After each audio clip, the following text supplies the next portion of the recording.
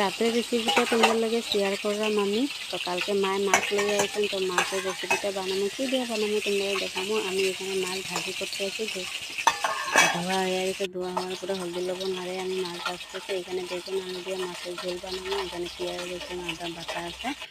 তারপরে দিয়ে আমি তেল গরম হয়ে গেছে, তেল গরম হওয়ার পরে এখানে আমি তেলের মধ্যে দিয়ে দিলাম আদা রসুনটা অল্প ভাজা হওয়ার পরে আমি সবজি দিয়ে দেবো।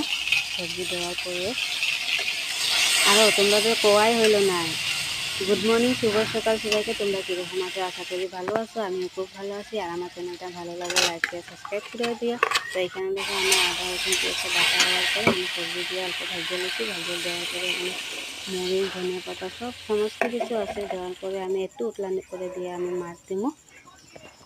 মাছ দেওয়ার পরে অল্প ধরে উতলানি করে দিয়ে নামাই দিব।